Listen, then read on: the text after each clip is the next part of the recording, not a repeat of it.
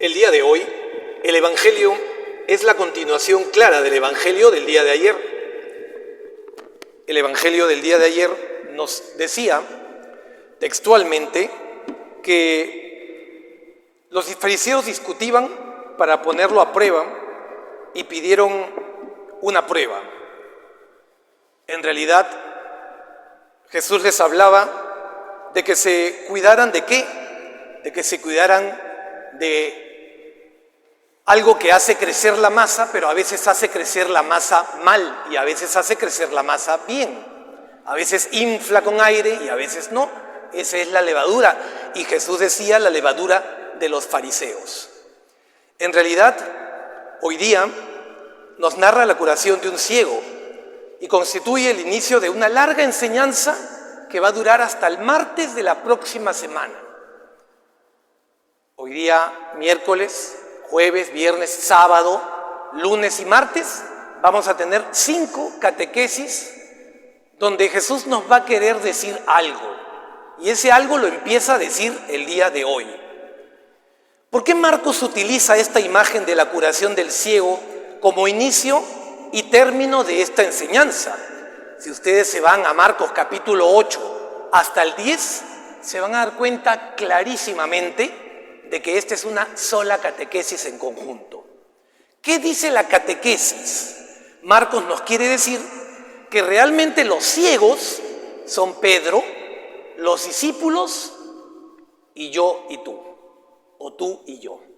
Eso es lo que nos quiere decir, pero para ello nos va a adiestrar, nos va a decir algunas cosas, luego nos enseña otras. 3 veces les va a decir a sus discípulos que Él va a ser crucificado, muerto, resucitado, y los discípulos ciegos, ellos no quieren entender. ¿Qué les está diciendo en otras palabras? Les está diciendo la historia de la cruz, y ellos no quieren entender, y nosotros tampoco. Me explico. ¿Aceptaba Pedro a Jesús como un verdadero Mesías? Por supuesto que sí. Pero ¿cuál es el problema? ¿Cuál era el motivo? Él no aceptaba a un Mesías que sufre. Ahí ya se va acercando más a nosotros, ¿no? Pedro le decía, de ninguna manera, tú no vas a sufrir en la cruz, yo estoy para eso, yo te defenderé. Y Jesús, mañana van a escuchar eso, apártate de mí, Satanás, le dice. O sea, a nosotros también nos está diciendo lo mismo. ¿No quieres sufrimiento? ¿No quieres cruz? Apártate de mí, Satanás.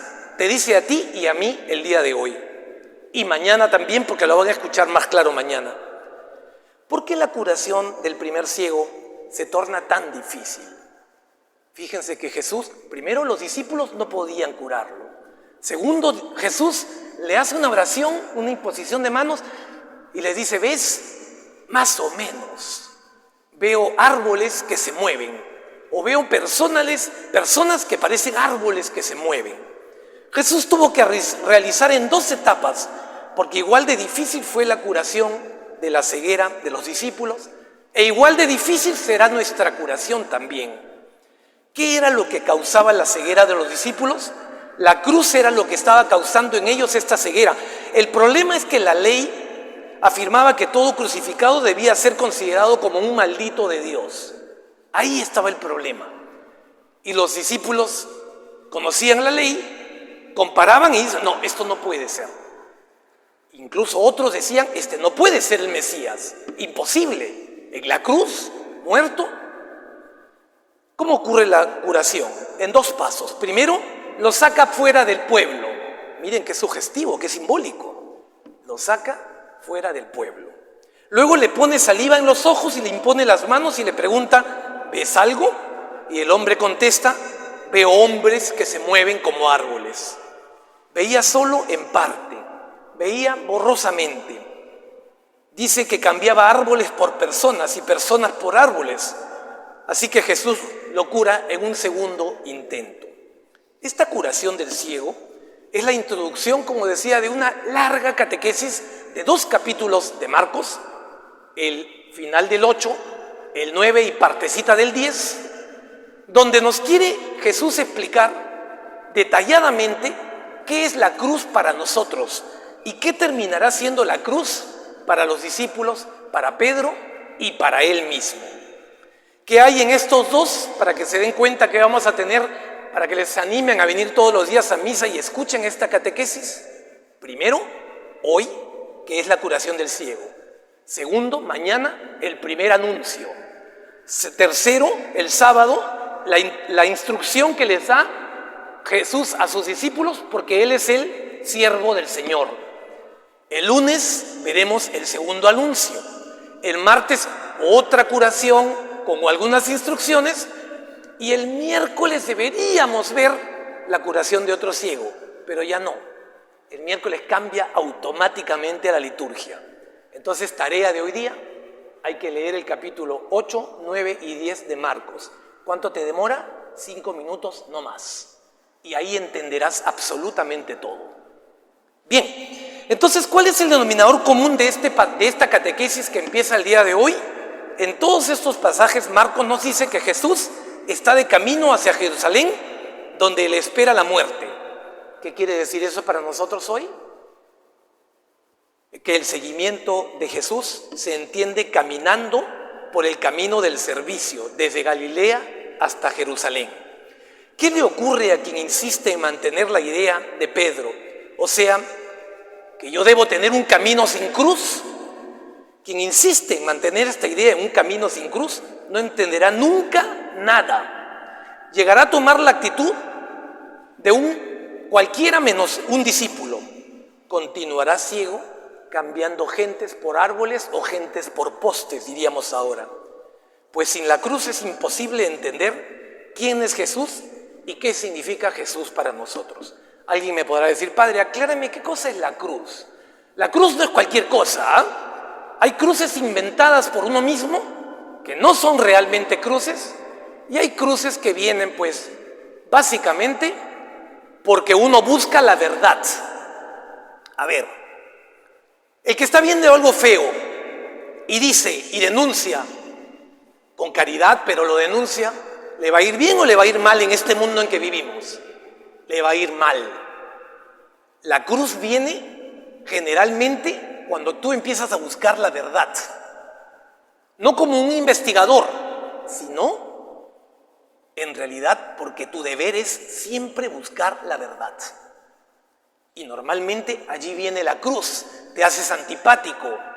Cuando haces una corrección fraterna en busca de la verdad, te haces también antipático. Ayer hablábamos de la levadura, esa levadura que hace crecer la masa mala, la levadura de Herodes. ¿Cuál es la levadura de Herodes? La levadura de Herodes es la hipocresía. Y ayer damos algunos ejemplos claves, ¿no? Esa hipocresía de sí, claro que sí, ¿cómo no? Lo voy a hacer, y al final no hace nada. Que tiene que ver mucho con el engaño, con la falta de verdad. Y normalmente las cruces vienen por ahí. ¿Y cuáles son las cruces inventadas por mí mismo?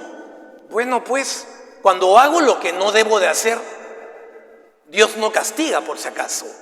Dios no castiga, quítense esa idea de la cabeza.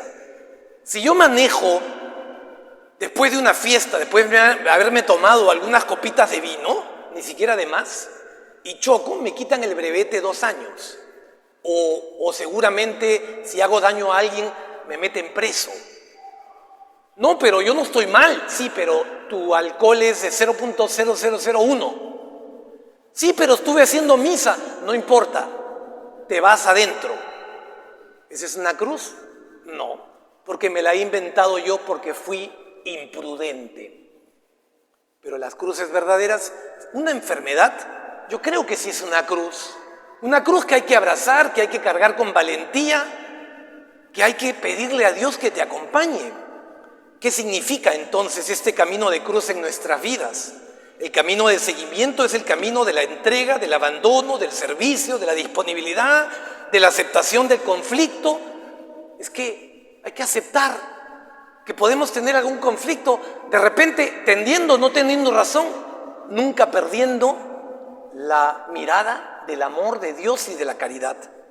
La cruz no es un accidente por el camino, sino que forma parte del camino, pues en un mundo organizado desde el egoísmo, el amor y el servicio solo pueden existir crucificados. Y alguien me puede decir, Padre, ¿y qué hacer con la cruz? Pues para terminar les digo que la cruz forma parte de nuestra vida, que la mayor escuela de crecimiento espiritual es la cruz, que la cruz es una valiosa oportunidad para acercarnos a Dios, que la cruz es más ligera cuando la cargas con Jesús, y hay que saber que cuanto más crucificado, más amado estás por Dios. Hay que seguir a Jesús, y si seguir a Jesús implica la cruz. Queridos hermanos, hoy día empieza una catequesis de 5 sesiones. De los 5 días que faltan, exceptuando el domingo, de los 5 días que faltan antes del miércoles de ceniza, donde la liturgia, los colores y todo absolutamente cambia para entrar ese tiempo de conversión. Vamos a pedirle a nuestra Madre del Cielo, Nuestra Señora de la Alegría, que nos ayude, que interceda por nosotros, para que cuando tengamos una cruz, la carguemos con dignidad, con alegría y con amor. Que así sea.